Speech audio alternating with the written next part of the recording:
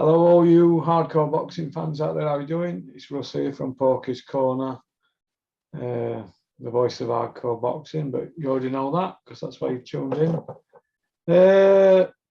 I'm back.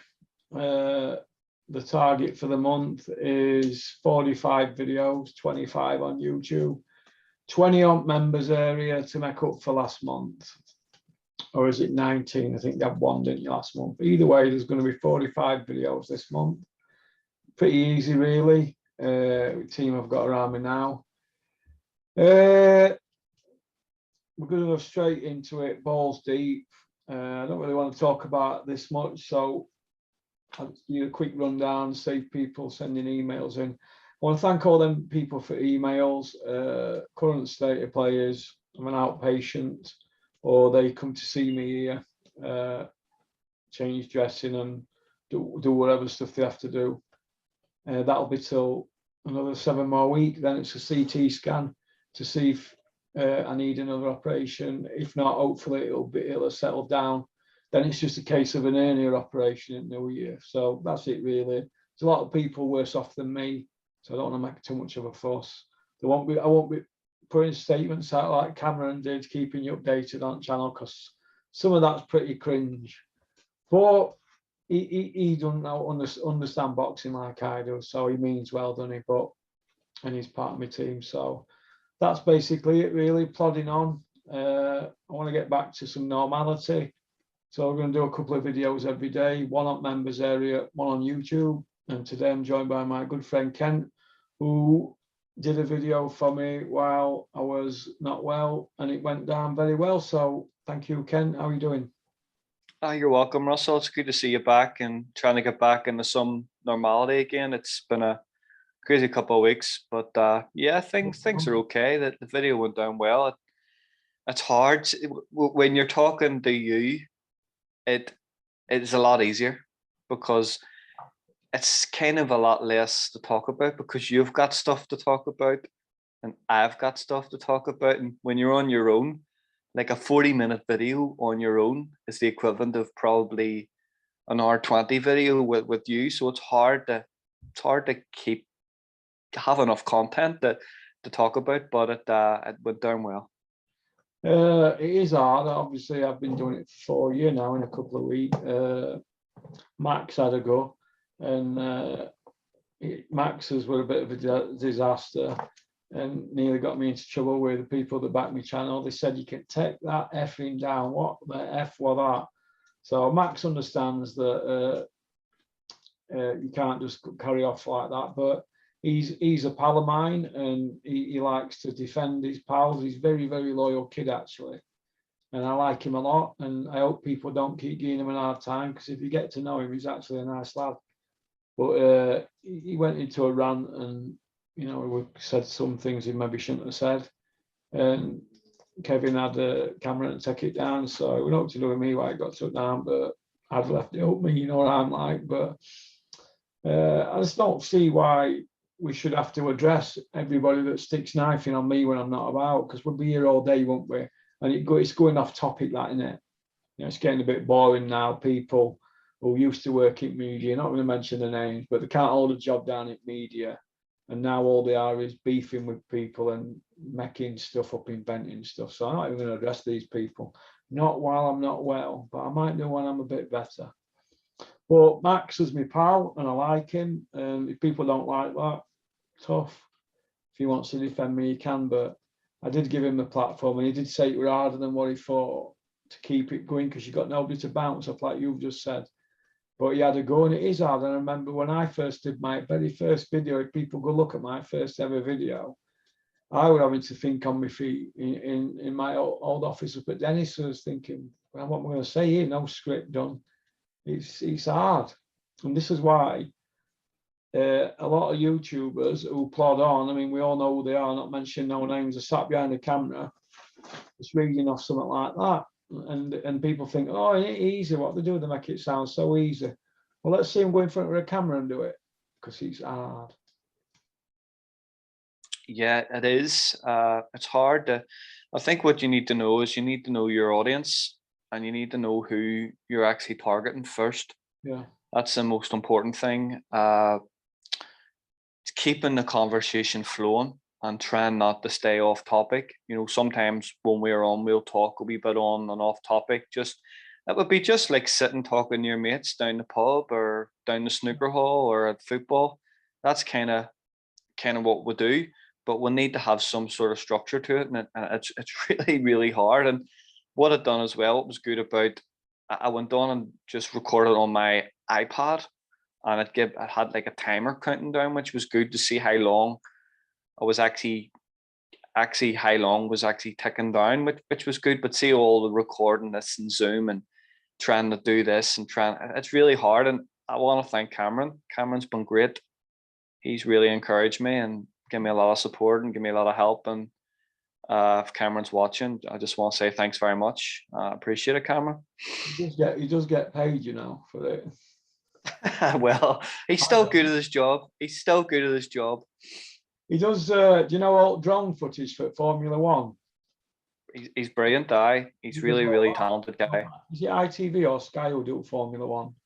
I think it's Sky. I think ITV do the recorded show, and Sky do the live show. He does all filming for that, you know, Formula One up in that thing that follows cars that go around like a figure eight or whatever. It's not like you scale it and it's up in air in it. He does all. But he's still a talented guy, Russell. He's very good at his job. Film and TV industry. I'm not going to surround myself with people that are clowns, but I have worked with some good tech guys. Matt from Manchester, he did some work for me for a short period, and there's another kid called Jamie who does some work for me. They're all good at the jobs, but they're all, you know, they've all learnt the craft, haven't they?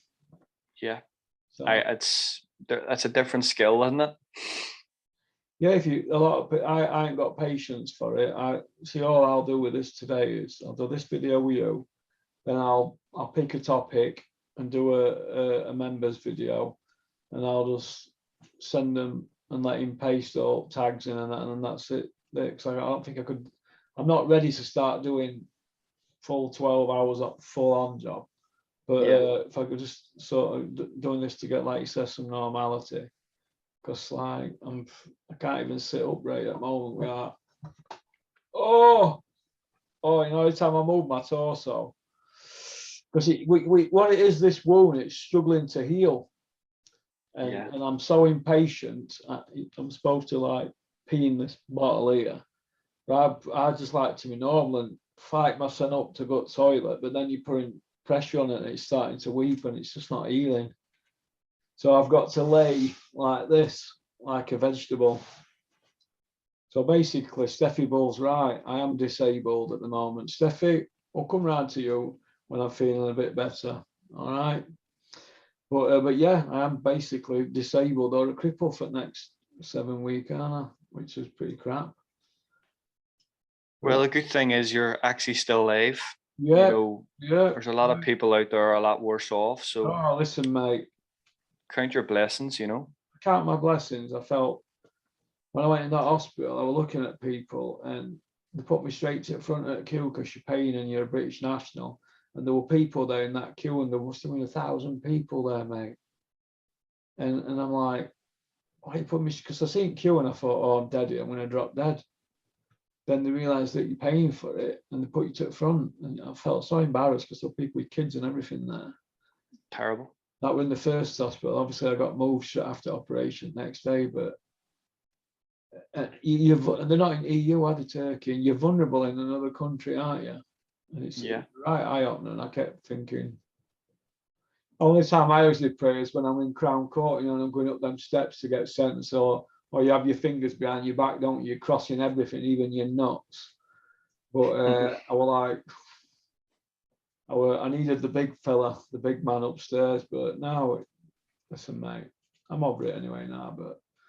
But anyway, yeah, it is hard doing videos in front of a camera, Ken. If just trying to keep it rolling. And I thought it was quite funny when I watched Mark squirming, you know, trying to think of something to say, but and then it just all come out, didn't it? All obviously defending me and having a pop at people, which is why I don't really want Channel to go down that route at the moment, because I've had my knuckles wrapped the last couple of weeks. And because there's some people coming on board that they don't want that, and it's starting to cross from being a bit of a laugh to a non-profit making channel to it's going to be going in a different route. So I have to I've got to go company man for a while so I can get them on board. Company man Nelson. I'm going to turn into company man Johnny Nelson for a couple of months just to keep a few people happy. But like I said, if they're paying all tech bills and expenses and that, so I'm not going to go against them. I shouldn't be sending it for. But I will reply at some point to all them that stuck the knife in when I am better. So, right, what do you want to jump first in with, Ken? Last night's show or Saturday's show? I want to go into right away. I don't want to go into the show right away because there's been a couple of shows happened. Well, I want to go into that next. I want to go into Eddie Hearn signing Kevin Arbajako off Frank Warren. Yeah. I spoke about him on the channel there a lot of months back, and you asked me about who did I think were really good prospects in the UK and Ireland, and Kevin's from Belfast. Yeah. He's a Holy Trinity fighter, and he's just world-class talent. And I've been really frustrated with his progress, not with him, but with the progress that he's been making. You know, he's 9-0. He's based in London, and Frank couldn't get him fights. And it just looked like, do you not see a pattern here with Frank Warren fighters at the minute, Russell? It just seems to me that he doesn't want to invest early on in getting good opposition and paying for good opposition for his prospects. You mean like he used to do when he had James DeGale, Billy Joe and Frankie Gavin, people like that? Yes, absolutely. Do you think he's on back foot now, Frank, and he's only bothered about Fury? And does he even have Fury now, Russell? I don't know. It's all shrouded in mystery, isn't it, at the moment? Do you think? Well, the whole arrangement with Fury and Bob Arum was that if he's in America, Bob Arum is the home promoter, so he gets the cut. If Tyson Fury boxes in the UK, it will be with Frank Warren, but Tyson Fury doesn't have a UK boxing license at the minute. So does that mean that Tyson Fury will never box in the UK again? And I've noticed a lot of talk about Frank. Frank has been pushing, you know, for weeks now on you know, all the channels and saying that, yeah, we'll want to make this big fight with Dillian Whyte if it happens with Tyson Fury in the UK. Do you think he's saying that to try and get some sort of money out of it because he's nobody now? I don't know. Frank Warren keeps his cards close to his chest, but it's all shrouded in mystery, isn't it? You know, like Tyson Fury situation with his license. Is there something? Thank you. Is there something wrong regarding that wild boar meat story or something like that? Is that, look, what it is, right? You know, when people tell a lie, they have to tell another. You never get to the bottom of it with people that tell lies, do you? That's how I look at it. So anything they say after that is no good to me. Now, boxing's full of vagabonds and charlatans, isn't it?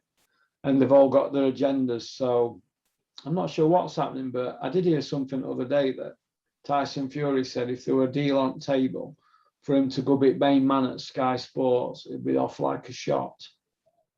That's what I heard the other day. And I was like astounded. But then I thought back, and if you go look at my videos, especially when I broke the story that Billy Joe were going to Matchroom and everybody said, oh, full of crap. I also said Fury would go if deal were right. And looking at the situation now, that just might happen, eh?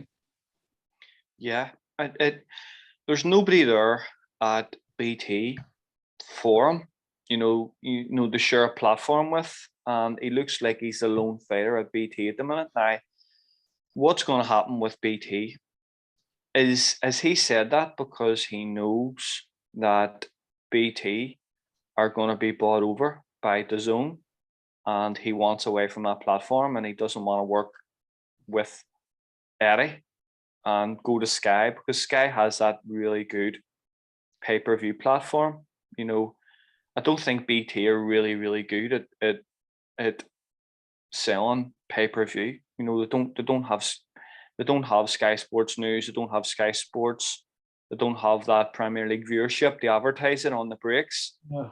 So I think that would be a really, you know, Tyson knows boxing inside out. He knows the business better than anybody. And I think that would be a great move for him, getting away from BT, because, you know, BT at the minute are clutching at straws. Like they're lost so many. You know, you look at their Friday night show, Russell. Their Friday night show was absolutely terrible. A terrible show. You know, the only notable fighter on it was Archie Sharp, and he's only had 3 fights in the last 2 years. So I see BT and Queensby in big trouble here. You know, they had a lad there come back to Kevin, who in my opinion is world class right now. He's a world class fighter.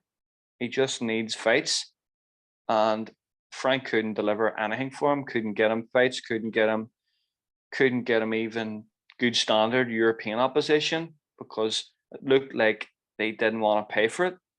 And now all of a sudden that they're clutching it. You know, if a broadcaster is, you know, using Jake Paul or Logan Paul or whatever whoever he's called, against Tommy Fury as a big pay-per-view, it shows you they're really struggling.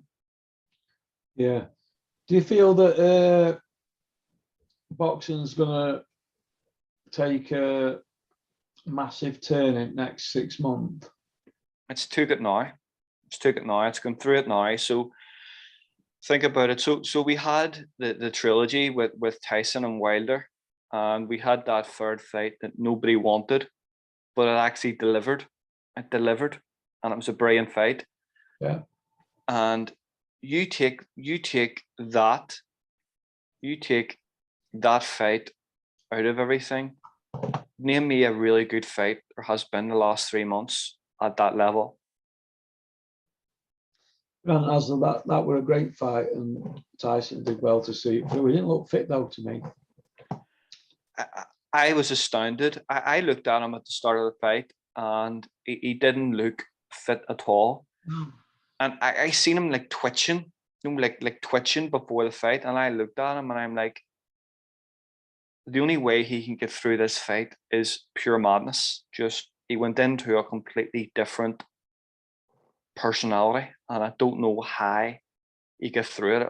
It was his power of recovery after getting dropped heavily. I've never seen anything like it.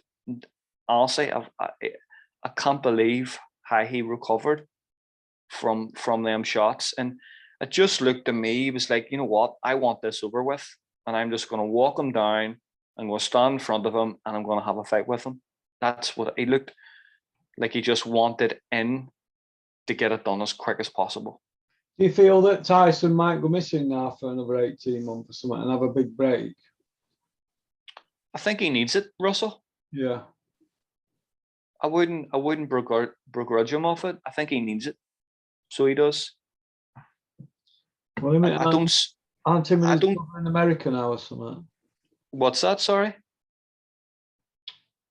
Are him and his brother in America now training or something?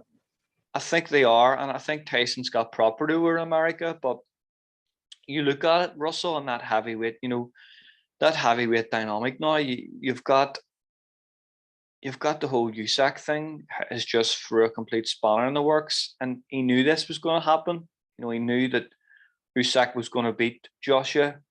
Everybody did, who knows about boxing. So his last big cash out fight now is Joshua. The Joshua fight is bigger than the USAC fight. So really, what is there for him between now and that rematch to get out of the way? There's nothing. Yeah, it's going to be interesting to see what happens.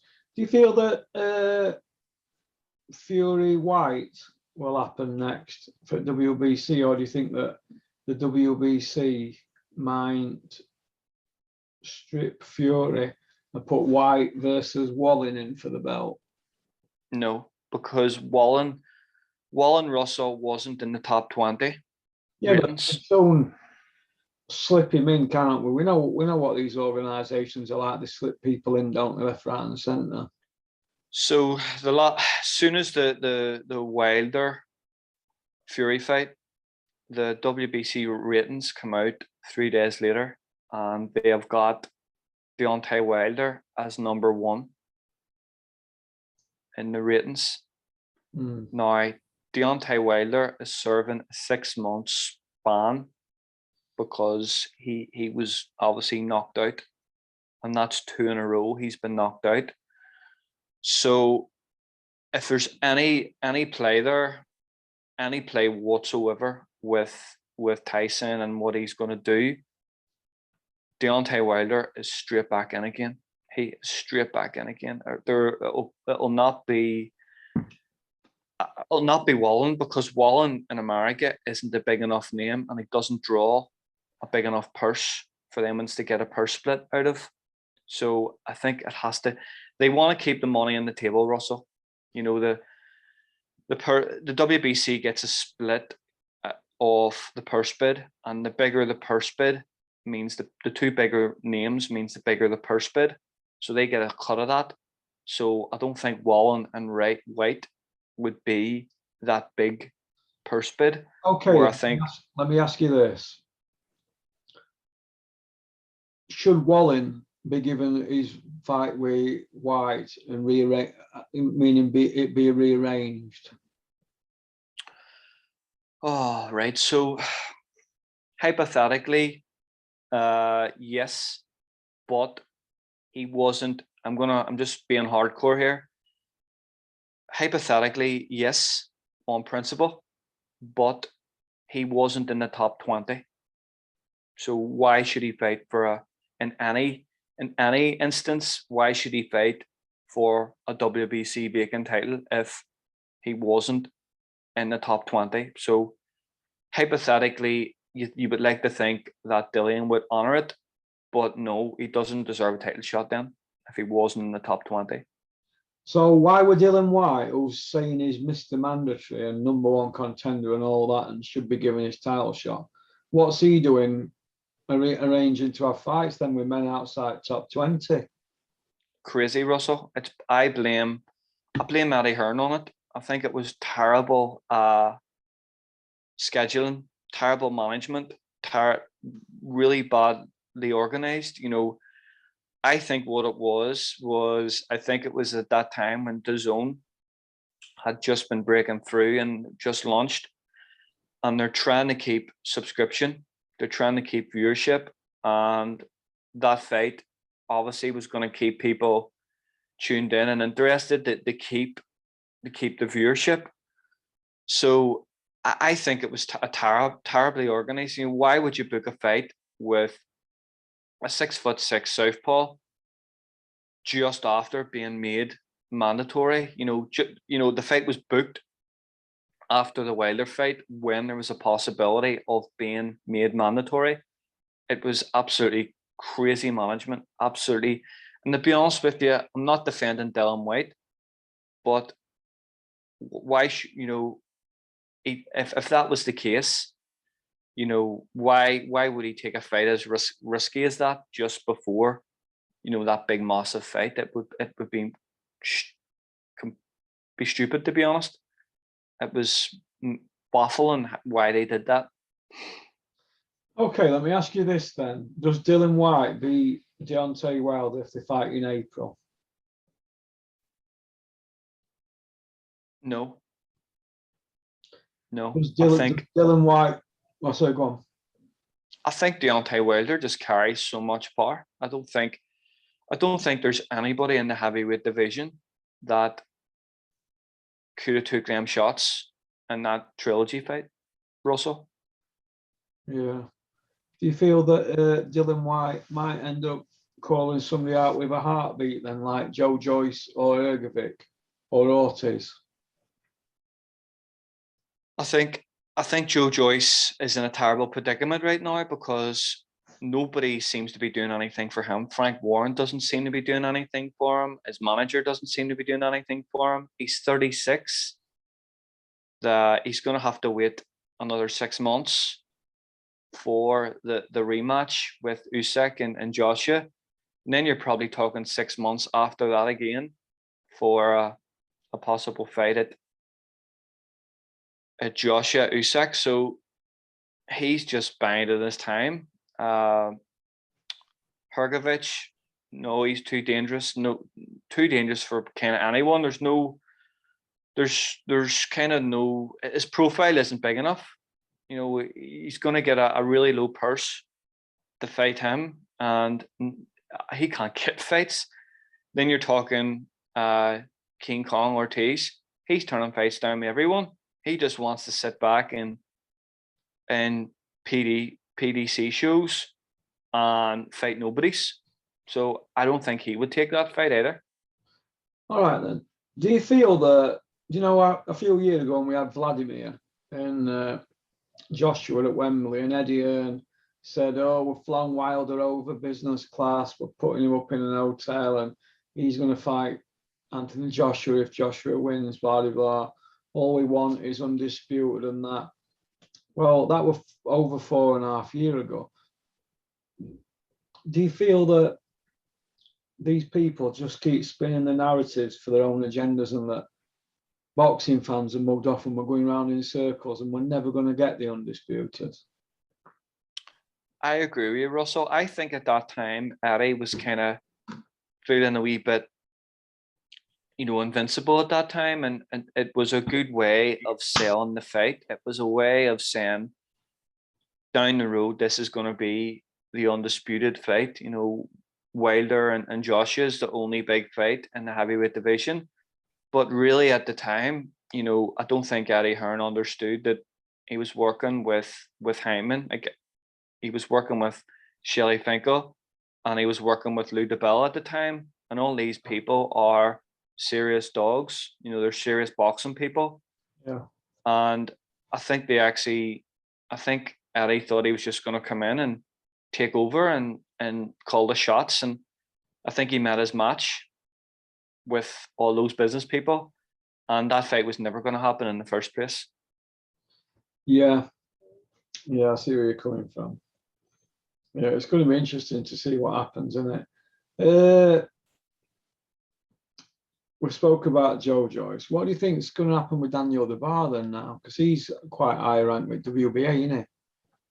Dubois, I think Frank Warren is, they're trying to get him into that position for the Trevor Bryan fight. That's the safest bet. You know, you could put him in with Trevor Bryant right now and he would beat him. He would run right through him. Well, would that be for a regular? Yeah, that would be the WBA regular. That's the safest option. And that is Frank Warren's best way of getting himself in the picture again, in the heavyweight picture, because I don't know what's going on with Fury at all. So I mean, people keep saying to me, "Oh, Tyson Fury is loyal to Frank Warren, this and that, and blah, blah, blah." Let me just say this to you, right? Tyson Fury is loyal to Tyson Fury. All right? People keep saying, "Oh, he's Team Frank, this and that." No. If the money's on the table, Tyson will be gone elsewhere. He don't care for Frank Warren, Eddie Hearn, Bob Arum, Mick Hennessy, Al Heyman, none of them. These people care for one thing, and it's money. Am I right? It's business. Boxing's a business now. Boxing, yeah. You know, when you're talking about the heavyweight division, you're talking and a completely, near enough a completely different sport. You know, money wise, it's on a different level. So it's business. It's more business orientated. So absolutely, you know, it's not about who's your mate and who can do this for you. It's about who's going to deliver the most money for the easiest fights. And if Tyson gets a better deal, he will take it, Russell. Yeah, yeah, it's going to be interesting to see what happens. Okay. What do you think about the situation with Chris Eubank Jr.? Where's he heading at the moment, Ken? I think that last fight was terrible.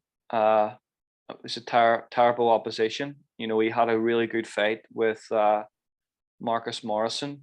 Before that, Marcus is a really good European level fighter, and that was a good fight. I wanted to see that, but them last two opponents that were scheduled to fight him were absolutely atrocious, and I think Sky are looking to build him as their figurehead of the platform. Yeah. They need to be doing a lot better than that, to be honest, a lot better. And I don't think this Chris Eubank now is marketable as the Chris Eubank of maybe 3 or 4 years ago. No, why not? He's not as exciting.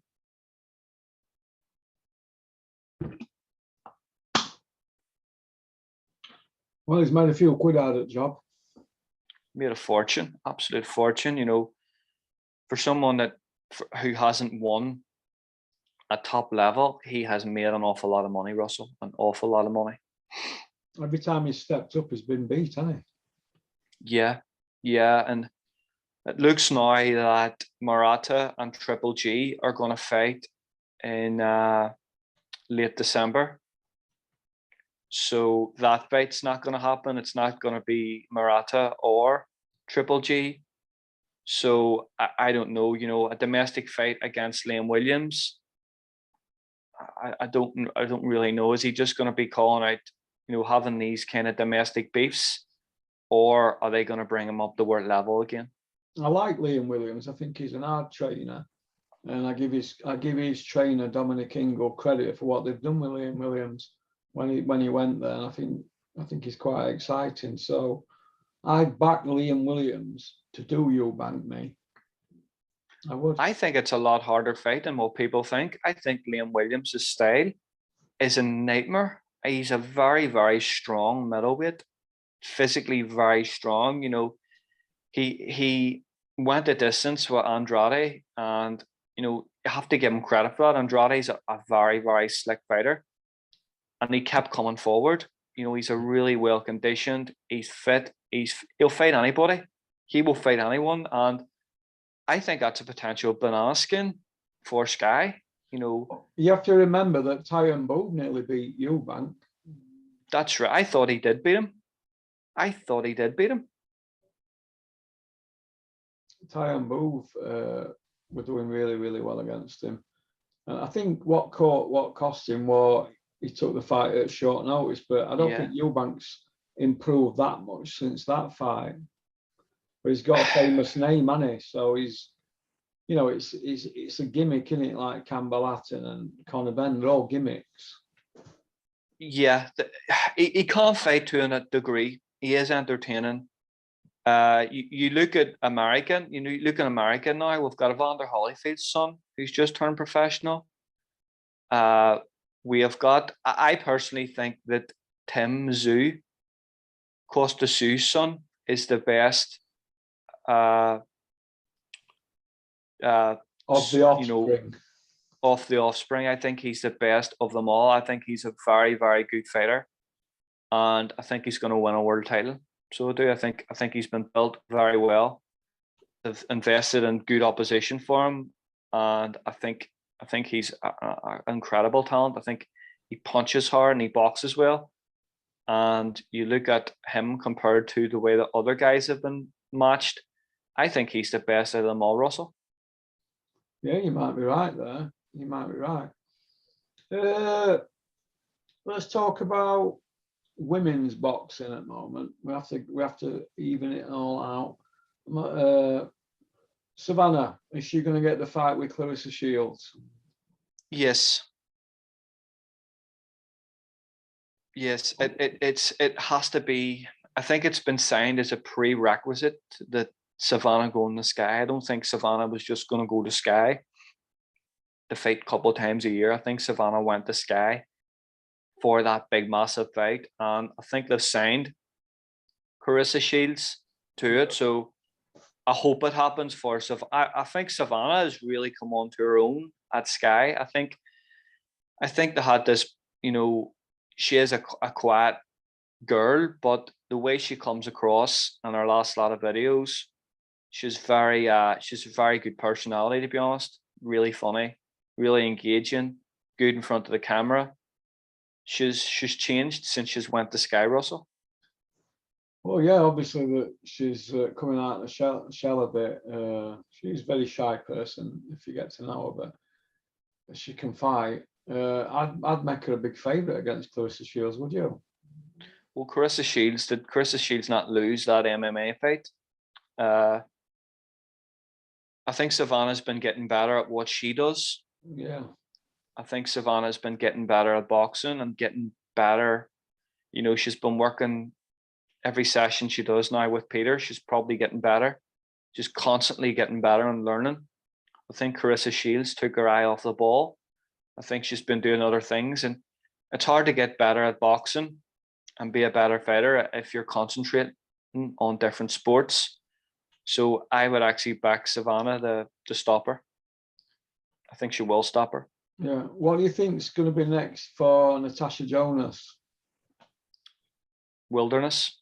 It's been shocking how Natasha's been treated. They're bringing over Ebony Bridges for worthless fights that you can't even win on the zone shows. She's not even a home fighter. You've got someone there like Natasha, who's an Olympian, who is a single mother, is doing her best for the sport to develop it from the inception of ladies boxing. And I don't think she's been treated very well by Matchroom. Natasha Jonas. Shocking. Really shocking. I can't believe they froze her out the Terry Harper rematch. Shocking. Absolutely shocking. I thought they would have brought over the WBA champion for the fight. That was the girl that Harper was meant to fight the first time. And that could have built the fight to be so much more bigger, the rematch. It could have been so much bigger, but no, they've just sent her to Coventry, so to speak, and it's really, really bad. Really bad. What about Callum Johnson? I thought that last fight was a really good fight. And it's the fight, everyone's saying, oh, he's slowing down, he's aged and all. And I don't listen to that crap. I think just because you've been in a hard fight doesn't mean you're shot, doesn't mean you're slowing down. It just means you've had a hard fight. You can't go through your career and not have a hard fight. I think that last fight was ideal for him. It was what he needed at this stage of his career. And if he can get another fight this year, he'll be ready for a world title fight next year. So I don't know what all the crying's about. I thought it was a good performance and a good fight at this stage of his career. Would you like to see Callum Johnson fight the winner of Lyndon Arthur and Anthony Yard? No, because that's a domestic fight. I would like to see, as I say, I've called it way back, I would like to see him get in a position to fight Joe Smith Jr. for the WBO light heavyweight title. I think anything other than the world title for Callum is a step down. And that's no disrespect to Lyndon or Yard. I think Callum's looking a world title fight. And I think anything less than a world title fight for him isn't really good enough. He's already fought. They're dragging their heels though on that fight, aren't they? Yeah, I think at the minute the dynamics changed.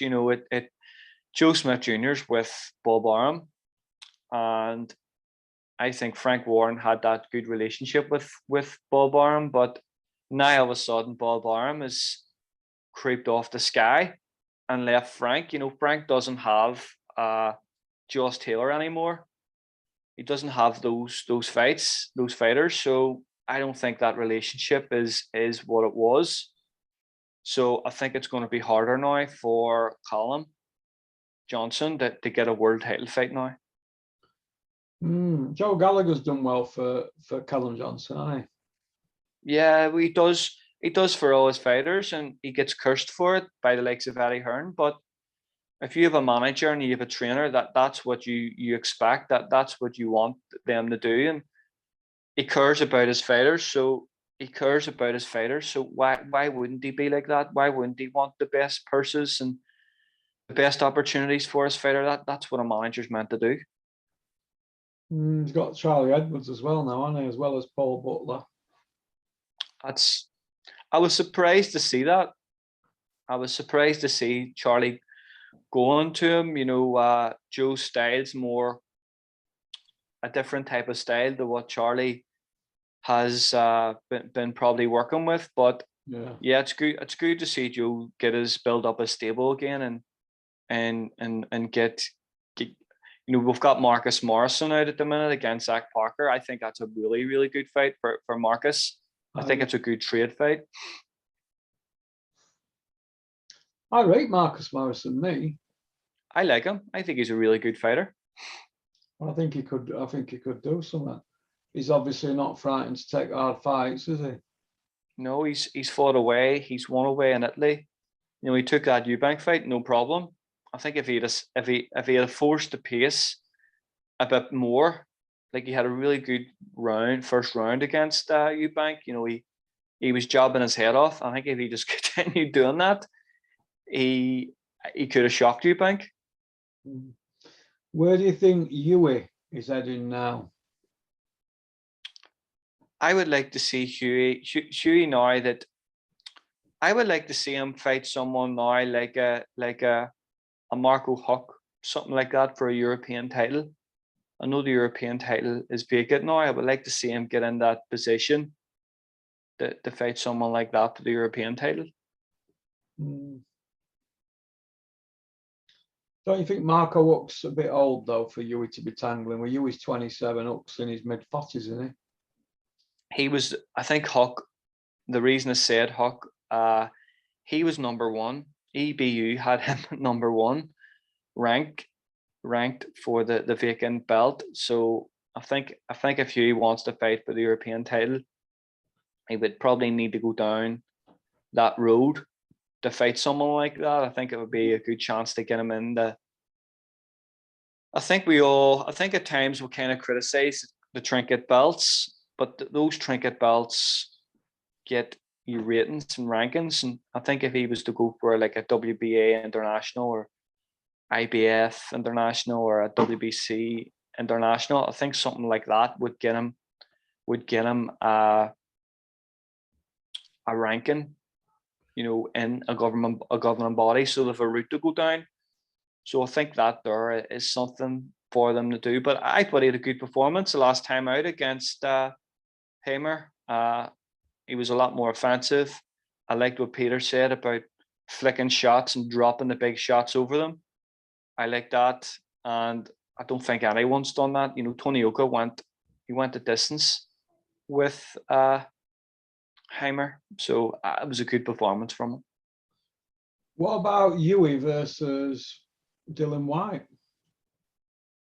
I don't see that. I don't see that happening because Dillian Whyte now is with DAZN and Huey's with Sky, and I can't see Dillian Whyte fighting at all. Why should that matter though? That what TV companies do? Just make the fights.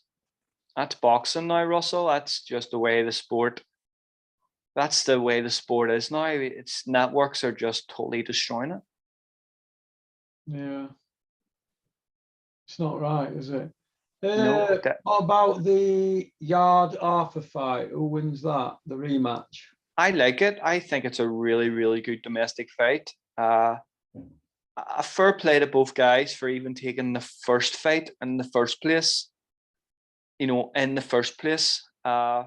It all depends how better and how much offensive that Yard's going to be, but it also depends as well how better Lyndon Arthur is, because Lyndon Arthur in that last fight had a problem with his shoulder and he could only kind of box and use his jab. So I would favor the guy with a better job. I'm gonna go with Lyndon Arthur just as a slight favorite getting into it. What do you think to the intense beef at the press conference between Pat Barrett and Tunde Ajayi? You know, you see this before, and I think you've got Tunde, who is really passionate about Anthony Yard. He's coached him from a kid, and I think Tunde gets a lot of stick, and I don't think it's deserved. You know, he's brought up Yard from having near enough not much amateur fights to fighting in Russia and potentially winning a world title. You know, I think experience cost him, and I think he's had a lot of stick, and I don't think it's fair. So he cares about Yard. You know, he's got an emotion. He's emotionally invested in him, and you've got the same with Pat Barrett. Pat Barrett's the same, and they're passionate boxing coaches, and obviously they think that their guy's going to win, and I think it's kind of it makes the fight a wee bit, it makes the build up a wee bit better, because you know Lyndon Arthur's a quiet guy, so he is, and you know Yard's a wee bit more extroverted, so I think it just helps the build up of the fight. I don't think it's anything personal. I just think it's boxing talk. So I don't think there's any badness in it. Do you feel, Kent, that Anthony Yard's not gone through the levels though? He won a Southern Area title. Am I right? I think he did. But really, Russell, I'm not defending him here, but has Joshua Buatsi even went through the levels? He won a British title. You know, it looks like the only one for me has went through the levels is Spider Richards. That's a good fight, Spider Richards against Yard. Yeah, and you know, Calm Johnson as well. You know, you look at those guys have won domestic titles, but I think it's really hard at the minute for all those guys to fight, because they all want to fight for a world title. So they do. I really like Craig Richards. You know, I thought he had I fancied him to beat Shaquan Peters that time, and I wasn't shocked when he did beat him. I thought he'd done very well against Bivol. I thought he could have, if he had pushed it a bit more, he would have won. But it looks like Eddie Hearn's going to try and use him as cannon fodder for Buatsi. And I don't think Peter Sims was too impressed with that at the weekend. Well, tell me, Kent, right? The light heavyweights that we've got in this country, reel them off. We've got Callum Johnson, we've got Callum Smith. They've got not world titles. Yard and Arthur, Spider Richards. There's five. Buatsi 6. Right, there's the Super 6 there. There's not one of them got a world title between them. Callum Smith. I just named him Callum Smith. Callum Smith, Callum Johnson, Spider Richards, Lyndon Arthur, Yard. So you've got 6 people there. None of them have won a world title at light heavy. So why can't the powers that be all get their heads together? Your Frank Warrens, your Eddie Hills, all get their heads together and say, like, why don't we put you all in a tournament of a 2-year and I'll pay you decent money? Why don't they do that and make sure that each fight's pay-per-view? Why can't they do that and do something for fans? Give something back. Why can't they do that? I agree with you, Russell. I agree with you. I think a lot of times now in boxing, I think there's too much ego involved, especially with the promoters. And I think they should just turn around and say, you know what, it's not about us. It's about the boxers. It's about the fans. It's about building the sport up. It's about keeping the sport alive. And they just don't see it like that. I think the last year, 18 months, they've made it more about themselves than anything. And I think it's really bad for boxing, Russell. I think that's why boxing across the water and over here has really, really struggled. It's worse.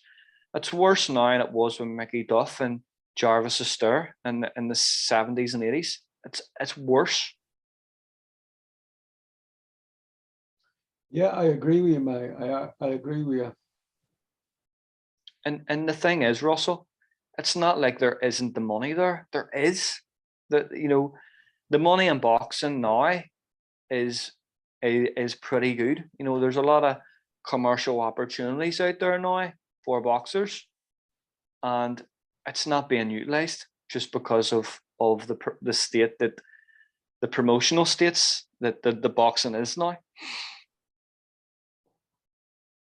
Yeah, it's going to be interesting to see what happens moving forward. But I just want to see great fights, and I just feel that their egos and trying to outdo each other and all that, it's becoming more about them, the promoters, than the fighters. I mean, for example, if you look at Eddie Hearn's stable, take Anthony Joshua out there, the next biggest star is Eddie Hearn. Yeah, absolutely. Yeah, he's made a lot about himself this last couple of years, and I think now, because of that, the other fighters aren't getting that exposure, and I think it's really affected his brand. I think it's really affected the Matchroom brand this last couple of years. Well, he went back into that one True Geordie to do a 90-minute interview, didn't he, the other night? Because he's not getting himself out there as much now. He's with DAZN as he were with Sky. And he will know that, Eddie. He'll have people studying analytics on his name on YouTube and that, and everything. I need to get out there more and start selling. But all he's doing is just repeating himself on different platforms, and it's becoming so boring now that he's just telling lie after lie and digging himself in an hole. And I think people have got wise to what he is now, haven't they? I'm sick of the Eddie Hearn apples and pears. I would rather Eddie just be more heel and just come out and just say it like it is. The last couple of interviews he's done the last couple of days, he's been out there and he's just been slating. He slated the Tommy Fury, Paul, one of those, I don't even know who they're called. I don't even want to know, but he's been more vocal on his opinion about things, and I think that is more appealing now to the Essex car salesman or the double glazing salesman. I think that's done now. I think he just needs to be more hardline than this person. I think he needs to come away from that now, because, as you say, he's not on Sky being sold now. Sky's still the biggest platform in sport in the UK, and they've lost a lot of. Like, you think about it, Russell. I was speaking to my friend William about it last week, and the whole Otto Wallen build-up with Whyte, it was silent for about a week. Silent. Like, you wouldn't have thought that fight was going to happen.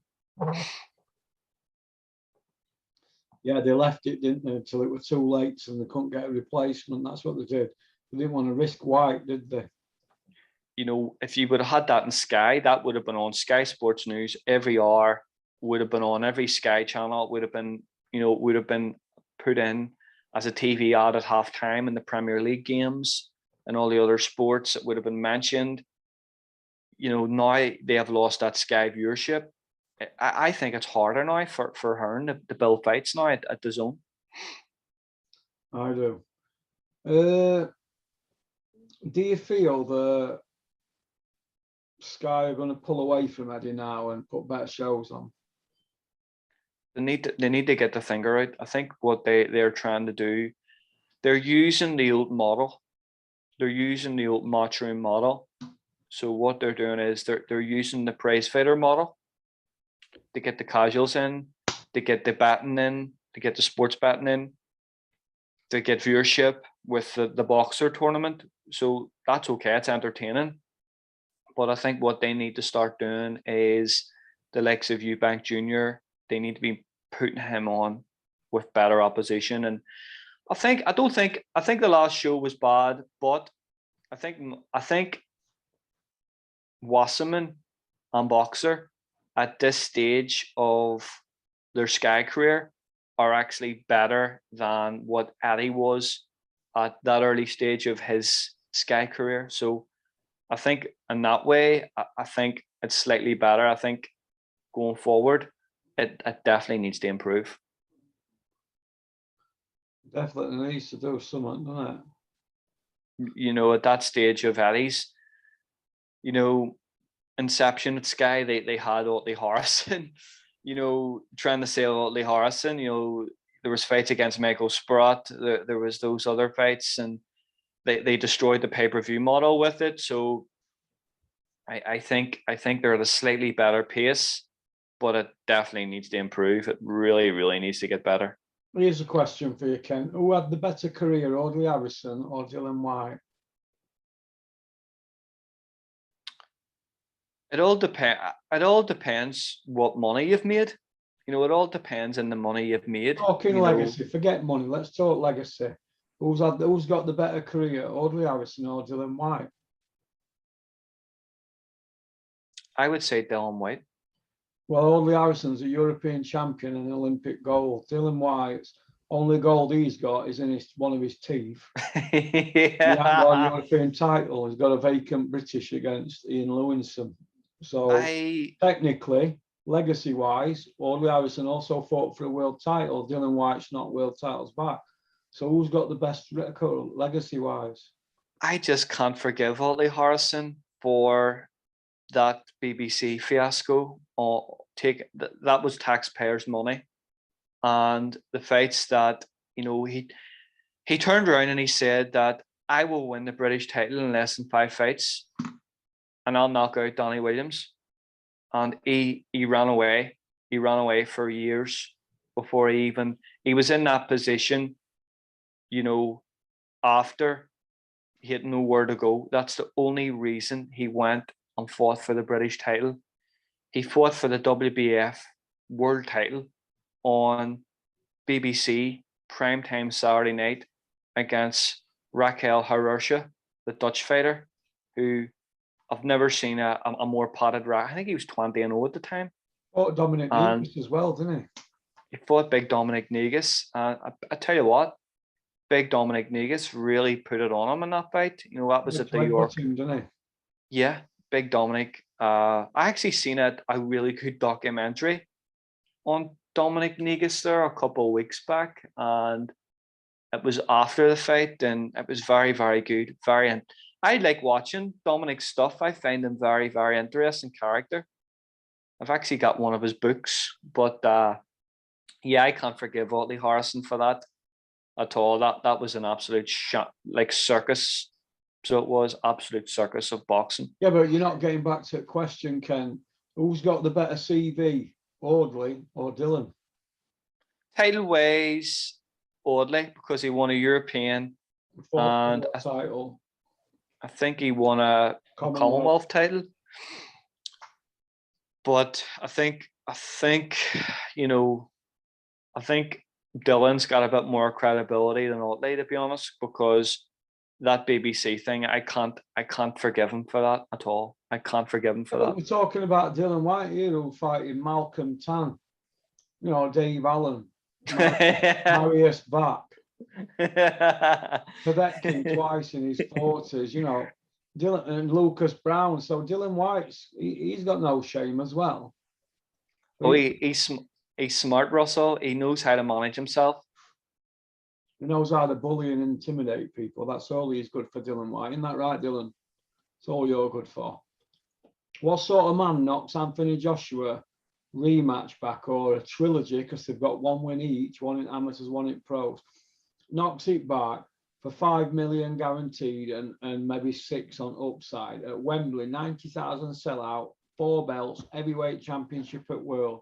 What sort of man knocks that back because he's not happy with rematch clause, but yet you're not?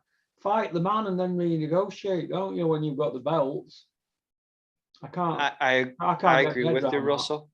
I agree with you. That was absolutely crazy. Like crazy.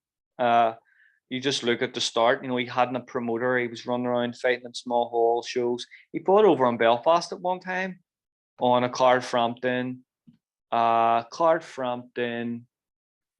Alavos fight in the Odyssey. And he was back and forward and fighting in different shows and stuff. From that to getting offered that money at Wembley was absolutely crazy. And do you know what? Got into the first fight with Joshua, he had a torn rotator cuff. He had a proper injury in that fight, and he still managed to kind of hurt. Joshua he even didn't win a round though. Let's have it right. He got one he punch didn't in the full fight. He never won a round. Yep. All this about it was a close fight and entertaining. It wasn't. He never won a round. No, I agree with you. Anybody who wants it can get it, if they're over 50. So I'm disappointed. Listen, you know what I did, right? When he knocked that fight back at Wembley against Joshua, I pressed the bell. I said, stop the bus. I want to get off. I got off the Dillian Whyte bus. So let me get off this bus. Because what sort of man knocks back the heavyweight championship of the world at Wembley in your own town against a local London lad? That was crazy, Russell. The guy's an utter cretin. I'm sure he regrets that now, thinking about if he's actually going to get a shot at this WBC title. He was there for beat. He was there to be beat. He got beat. Absolutely was. He wheezed, didn't he? He absolutely was, Russell. And I think at that time he was with Mark Tibbs as well. So he had a really good coaching setup at that time. And not with him now. I know. I think it was a good opportunity for him to obviously that fight. We all know what happened in that fight. Okie dokie then. Let's do Eddie Hill's show from last night then. What do you think to it? I think the reason the show lasted and the reason the show went ahead was because Johnny Fisher was on the card. He was the only one that sold tickets. Well, they're all saying he sold 1,400 tickets. Personally, I don't believe that. Because I've heard 800 and I've heard 900. So I don't believe this 1,400 rubbish. Because 1,400 would be 13 coaches of people going to O2. So I ain't buying that. But yeah, he does do tickets and he's very raw, and Mark Tibbs has got something to work with him. It's like he has Hedges, but they're both raw, aren't they? Yeah, there's a bit of work to do there. Going through the card, everybody won except one person, didn't they? So all on fighters won except one. But the guy who lost, he lost to a Dillian Whyte fighter, didn't he? Yeah. So basically everything went Eddie's way, didn't it? Basically how he wanted. Yeah. Well, what did you think to the Babbitt fight? That's disgraceful. Absolutely garbage. Why would you bring over a drug cheat? A school teacher. Like the guy's a drugs cheat. The British Boxing Board of Control let him in. Yeah. He has had multiple knockout losses. That last fight against Fabio Worley, I thought he was shot from the crowd. The way he went down, the way he was knocked out. Why did the board let Eddie bring in Eric Molina to fight in that fight? The way he gets on, I actually thought I was there was no difference between Eric Molina and Tom Daly. He was just diving all over the place, every opportunity. I thought the first shot that Bobby caught him was a peach of a brilliant combination. Then from that, anytime he looked to be hit, he was just diving. He's just looking a way out. Shocking. Shocking. I don't think they'll bring him over again, but then again, they said that about Lucas Brown, didn't they? I mean, they've bring him over several times since, haven't they? Absolutely shocking. Shocking. What do you think about the rumour that Dave Allen Babbitt is more or less a done deal? What do you think of that? Crazy.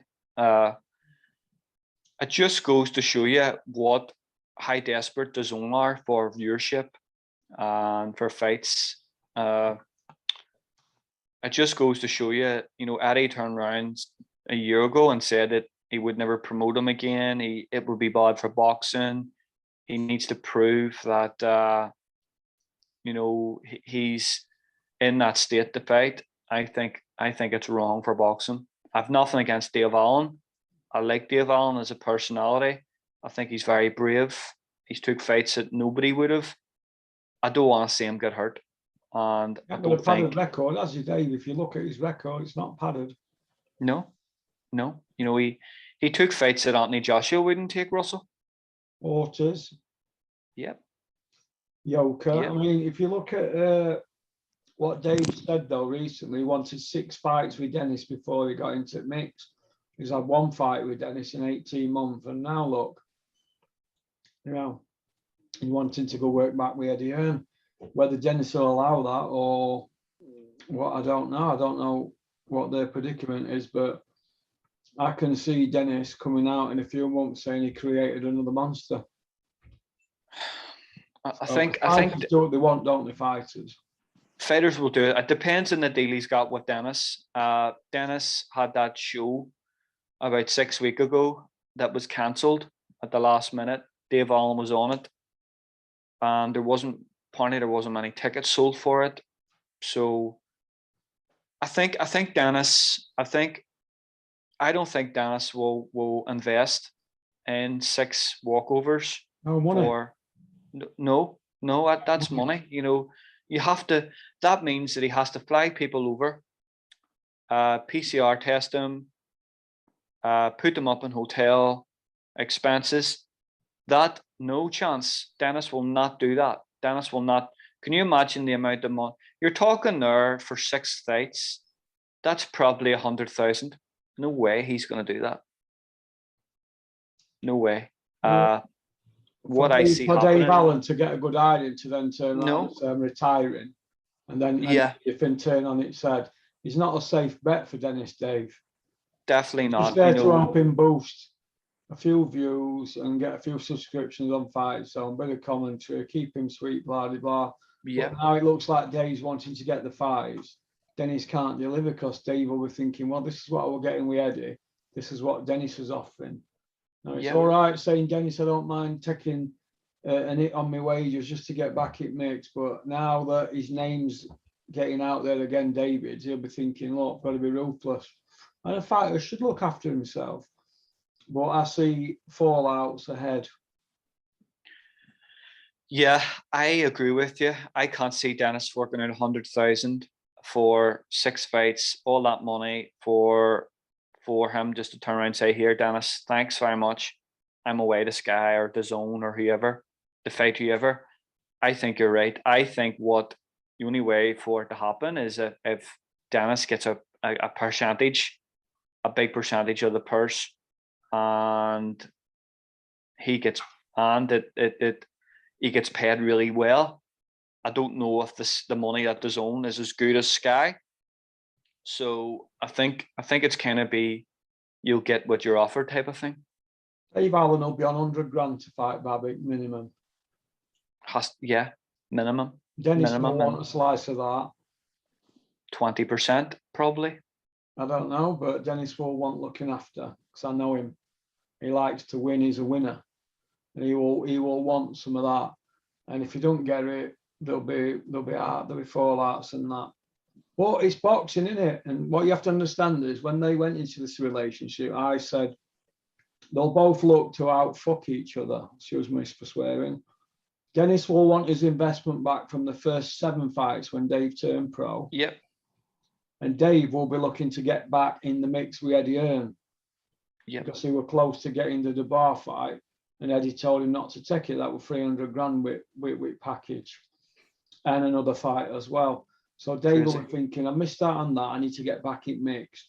So he's going to use Dennis as a springboard to get back in because Eddie wouldn't take him back when he wanted to come back. So, and Dennis needed him to help him build Fight Zone and maybe sell a few tickets at shows and put his fighters on shows. So basically, they're both trying to screw each other from beginning. but they'll sit there, pals, hugs, and all this, but really, they both want to screw each other. And that's all it is, because Dennis is not the force he were. Dennis is a stepping stone for Dave Allen, and Dave Allen is a stepping stone for Dennis to get to the next level with Fight Zone. Absolutely. And that's just the nature of the beast. It's a cash Imagine grab. that, working with somebody and you know that they want to screw you, but and they know you want to screw them. What sort of business is it? Shocking.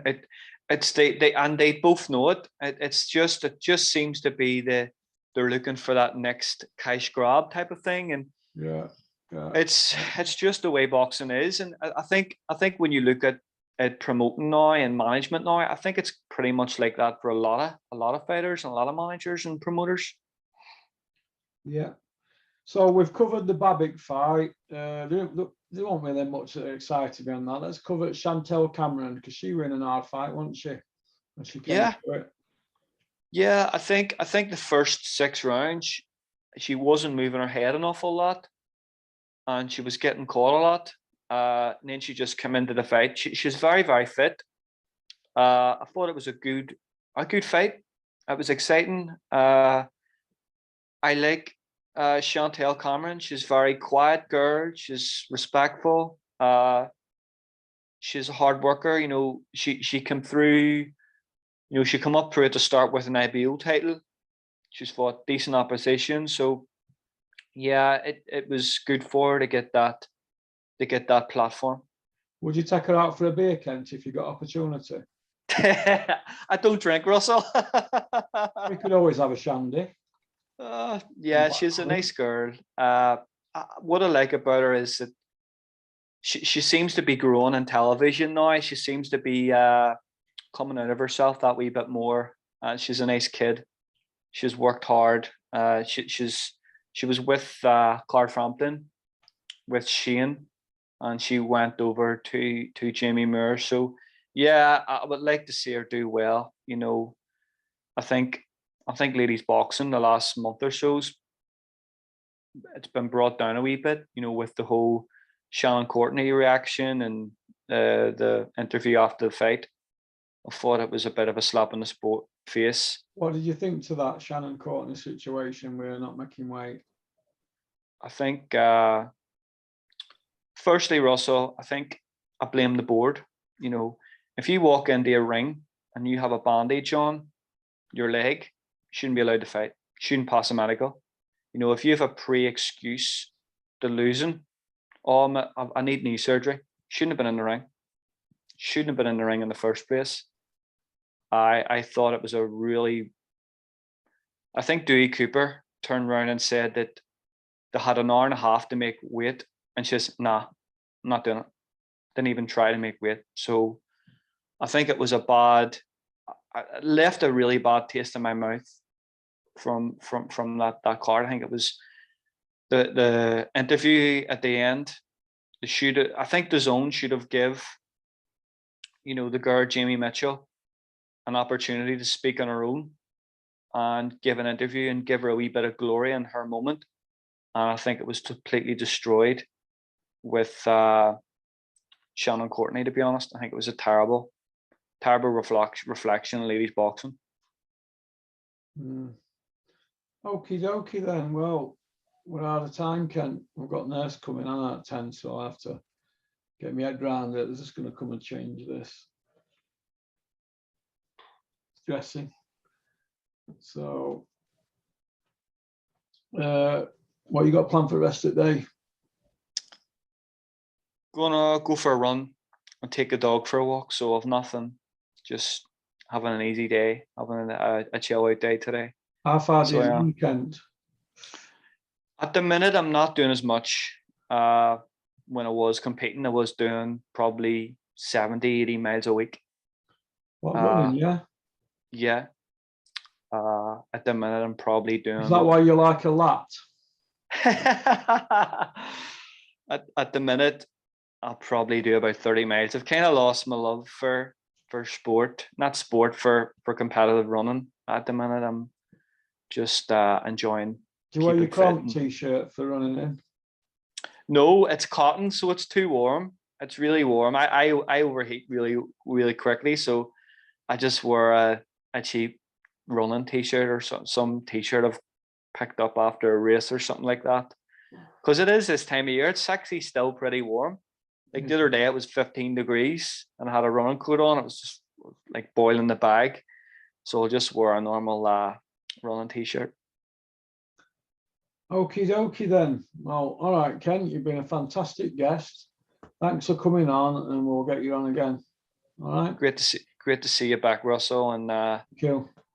in your recovery. So it's good to see the channel back up and running again. I've got a long road ahead of me, but I've just got to keep patient and just do my best not to lose my cool. This is a bit frustrating being stuck in here all the time, but I'll see it through. It's no different to a prison cell, but at least I've got my phone and you've plenty of DVDs there anyway. Yeah, I've got the DVDs. They've been there donkeys. I've got telly over there, Netflix and that. So I'm all right, Jack, but I prefer to be in my office and getting out and about and that. I don't like being cooped up. Unless I'm in jail, then you've got to accept it, haven't you? But I was struggling to accept this. Plus, my mum's been and took all the car keys off me, so I just can't go anywhere because I drove dinner from Bury home. I shouldn't have done, and I've probably made it worse by injury. So I'm just frustrated. And that's how it gets you. I shouldn't have done that. I should let my friend Frank bring me home, but I drove home holding a towel on my stomach, thinking, kept looking down at it. It was just, whoa. So I got no cars. Yeah, I've got now I've got my phone. That's it. So basically, it's like Steffi Bull says, I'm disabled, but only for the time being, Steffi. All right, as you stop twerking, Steffi, in front of grown men, that's not manly. I had to get that in, didn't I? But yeah, so I've just got to stick it out, I'm afraid, Kent, stick it out and get all clear in 7 weeks for my scan. Get my hernia operation out of the way January, February, and then I'll get back to full fitness, and then we'll see about doing a few bits and bobs then in the gym, and even up in a few stores, but not yet. So it's a day at a time, mate. Time and a place, and there's obviously not at the moment, but I've never been one to back down from a challenge. And like I said before, and I'll say it again, a hero dies 1,000 deaths, a coward dies but one, and I'm no fucking coward. So we'll leave it at that. But thank you for coming on. You've been fantastic, and I won't forget you did that video for me, got some material out for me. Thank you very much. You know, I'll tell you a true story actually. I put your video out and Max's video out. I said put them out at the same time, yeah. After 2 days, Max's were on £1.09 and yours were on 30 quid. Max's didn't hold the crowd. They were turning off after 4 or 5 minutes. Yours, they watched it nearly to the end. So it proves that boxing fans are not interested in all that intense beef. They're interested in just boxing, aren't they? Do you know, I just want to come on and talk about boxing. Boxing's been great to me. I love boxing. I've been watching it of some great memories of watching great fights. Yeah. And I just enjoy talking to my mates about boxing. And I just want to thank everybody who enjoys the content that I do with you and all the kind comments and all the likes and all the dislikes. You know, if people don't like it, they have a right not to like it. And if they don't like it, fair enough. I say don't watch. If you don't like it, don't watch. I know people who watch Songs of Praise on a Sunday when I go to their house and I'm thinking, what they got this on again for? So I said, turn this off. I don't want to watch this when I come here. They go, if you don't like it, don't watch it. Go into the room as well. So, and that's what I say. If you don't want to watch my channel, don't watch it, because a lot of people do want to watch it. So that's how I look at it. So, but, you know, just want to say thanks to everybody who enjoy the content and enjoy the stuff I do. And it's much appreciated. It encourages me to come on and get better. And I'm still a lot to learn and still a lot of improvement to do. And it just gives me that encouragement to do it.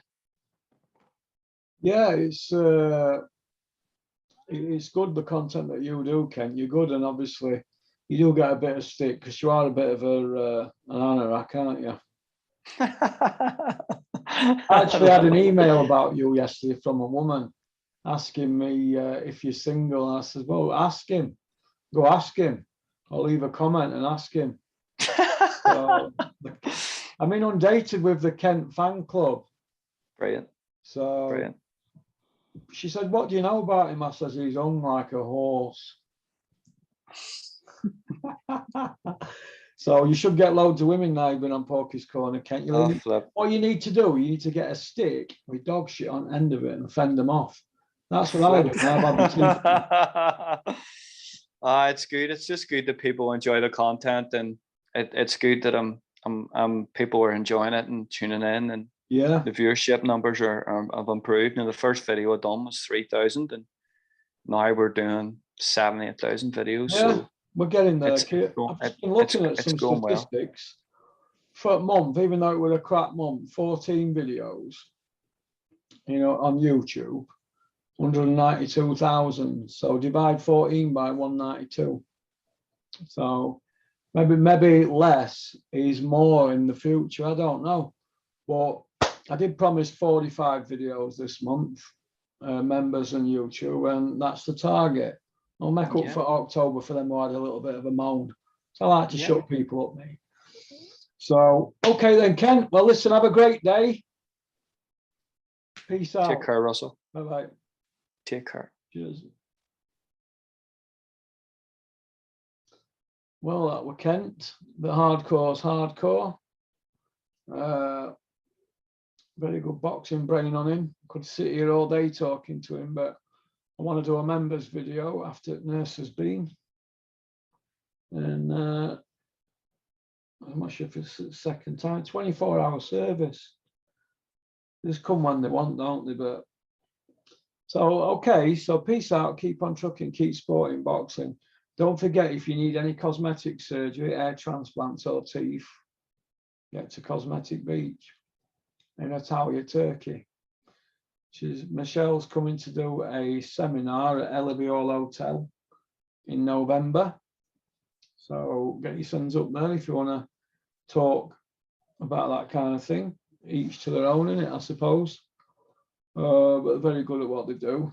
And that's about it. And anybody who wants a car, get to Eastwood Autos, Eastwood Trading Estate, Eastwood Rotherham, S65 1SJ. Get to Eastwood Cars. Okay, I've got a sale on at the moment. Peace out.